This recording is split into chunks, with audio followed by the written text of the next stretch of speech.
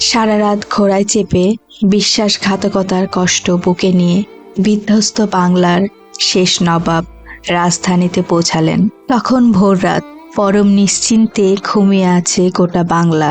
কিন্তু ভোরের আলো ফুটলেই বাংলা সহ সমস্ত ভারতীয় উপমহাদেশের ওপরে নেমে আসবে কালো ছায়া। নবাব তখনও চেষ্টা করছেন কিভাবে ষড়যন্ত্রকারীদের হাত থেকে এ বাংলাকে তিনি বাঁচাবেন। সেই দিন মাত্র কয়েক ঘন্টার নাটকীয়তায় বদলে গেছে ইতিহাস।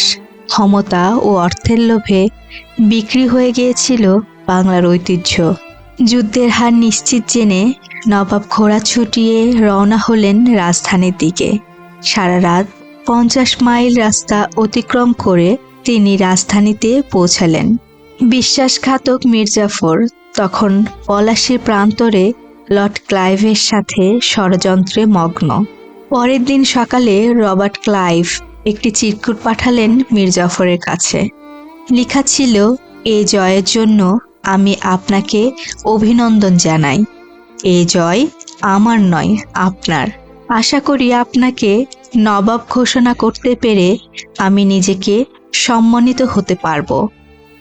অবশ্য এরপর মির্জাফরের কি পরিণতি হয়েছিল তা তো আমরা সবাই জানি। মির্জাফর চিরকুট পেয়ে ক্লাইভের শিবিরে যান।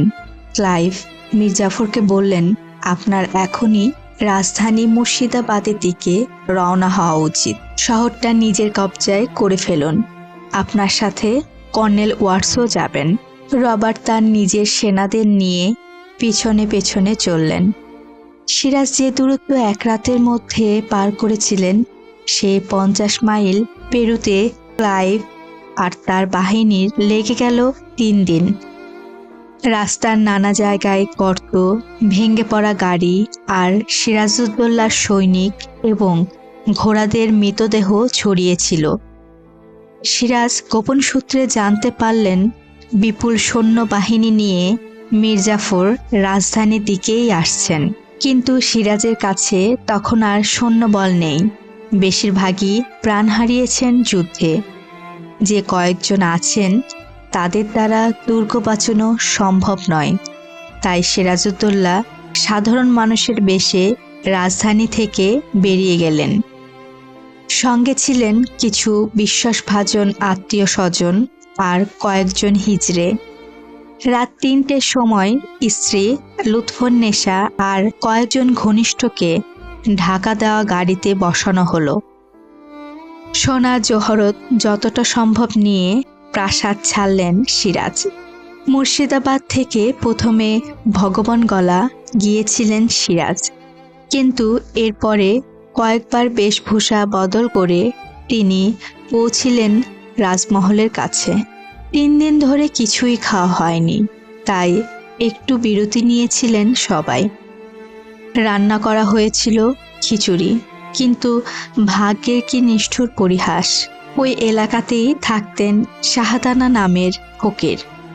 মাত্র কয়েকটি মোহরের লোভে সে গোপন খবর পৌঁছে দিয়ে দেয় যে সিরাজউদ্দৌলা এখানেই আছে। এই যেন আকাশের চাঁদ হাতে পেয়ে গেল মির্জাফর। দিনরাত এক করে যার খোঁজ চলছে গোটা বাংলায়, সে সিরাজ এত কাছে রয়েছে।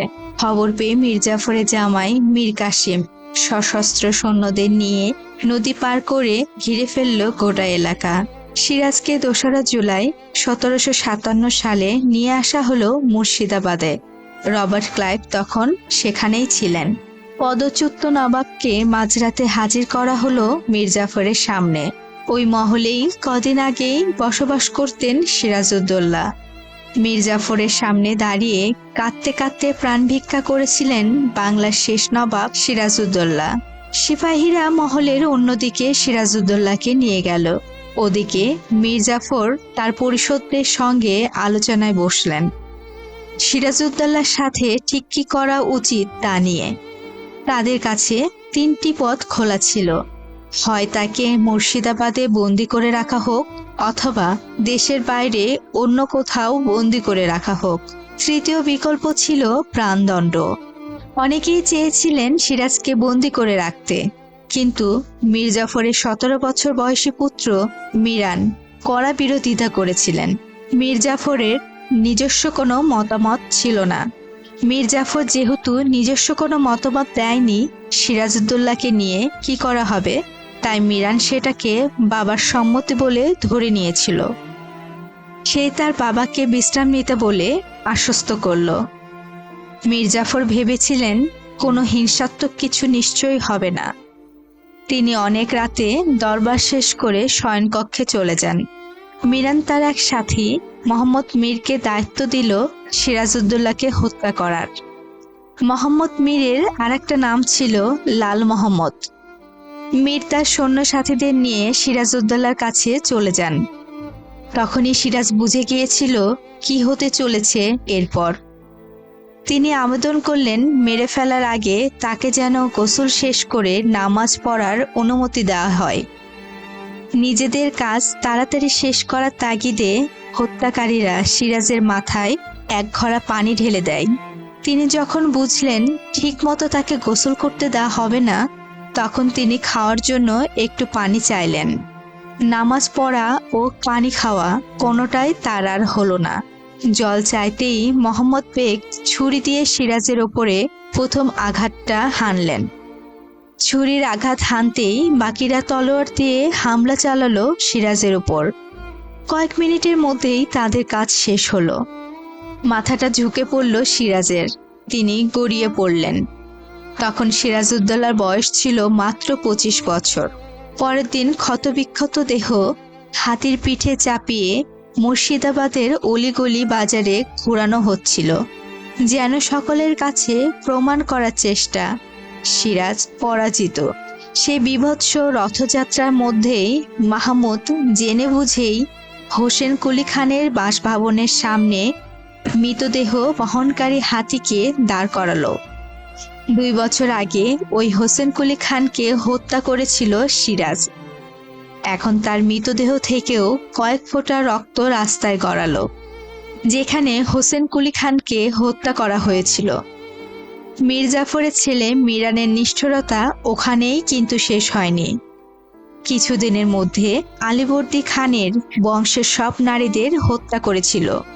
প্রায় 70 জন নিরপরাধ বেগমকে একটি নৌকায় চাপিয়ে মাঝগঙ্গায় নিয়ে যাওয়া হয়, আর সেখানেই নৌকাটিকে ডুবিয়ে দেওয়া হয়। সিরাজউদ্দৌলার বংশের বাকি নারীদের বিষ খাওয়িয়ে হত্যা করা হয়। নৌকাডুবি আর বিষ খাওয়িয়ে যাদের হত্যা করা হলো, সবাইকে একই সঙ্গে নদীর ধারে খোশবাগ নামের একটি বাগানে কবর দেওয়া হয়েছিল। শুধু একজন নারীকে মেরে ফেলা হয়নি, তিনি ছিলেন সিরাজউদ্দৌলার অসাধারণ সুন্দরী স্ত্রী লুৎফুন্নেসা। মীর জাফর আর তার ছেলে মিরান দুইজনই তাকে বিয়ে করতে চেয়েছিলেন। লুৎফুন্নেসা বাবা ও ছেলেকে যোগ্য জবাব দিয়েছিল। তিনি বলেছিলেন, প্রথমে হাতির পিঠে চড়েছি, এখন গাধার পিঠে চড়া সম্ভব নয়। একদিকে যখন মীর জাফরের রাজ্য শাসনের অক্ষমতা প্রকাশ হচ্ছিল, তখন তার ছেলে মিরান নিষ্ঠুরতা চালিয়ে গেছে। দয়া বা মানবিকতা এই শব্দগুলা তার অভিধানেই ছিল না। তার সব থেকে বড় চিন্তা ছিল আলীবর্দী খানের পরিবারের সদস্যদের নিয়ে, যাতে ভবিষ্যতে কোনোদিন বিদ্রোহের সম্ভাবনা না থাকে। আলীবর্দী খানের পুরো হারেমকে নদীতে ডুবিয়ে দিয়েছিল মিরান। তারপর তার নজরে আসে সিরাজের সবচেয়ে কাছের 5 আত্মীয়দের দিকে। সিরাজের ছোট ভাই মির্জা মেহেদীকে 2টো কাঠের তক্তার মধ্যে রেখে পিষে মেরে ফেলেছিল মিরান।